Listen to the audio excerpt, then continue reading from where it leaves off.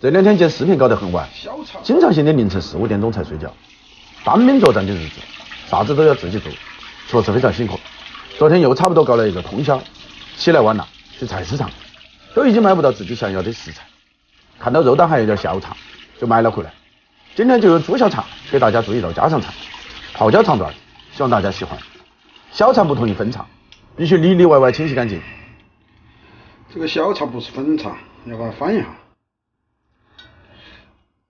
用筷子这样一捅，很容易就把它翻出来了。先用清水简单的清洗一遍，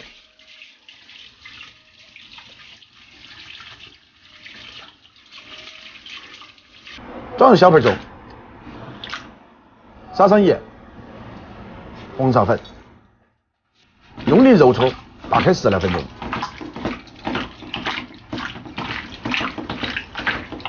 接着再用清水冲洗干净。这一步一般建议2次以上，要想吃到干净的小肠，这是必须要做的步骤。这是第3里面放点盐，包别搓，现在就不加生粉了，继续给它热搓一下，搓呢可以使这个上面的粘液个不再那么粘。好，现在把这个洗干净。起锅，锅中加入适量清水，投入姜片、葱段，把小肠冷水下锅，淋上少许料酒、盐，轻轻搅拌均匀。开大火烧至沸腾，锅中水开了，就用炒勺打出锅中的浮沫，盖上锅盖，继续煮30分钟。这一步要把小肠煮至熟透，30分钟不算多，不然。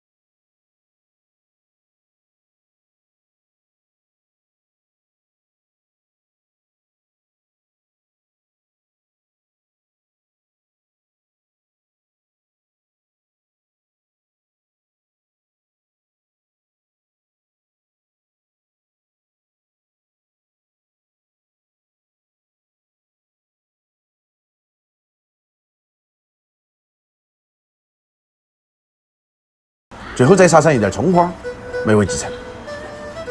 上个视频的结尾或许有那么一点点感伤，很多小伙伴给我私信，鼓励我继续走下去。一个成年男人的悲哀，就是没得试错的机会，还有试错的成本。过去的1年确实挺难，没得流量的自媒体 UP 主，其实就是一群仰望天空的难民。未来会怎么样，我不晓得，但今天，厨子需要你们的鼓励。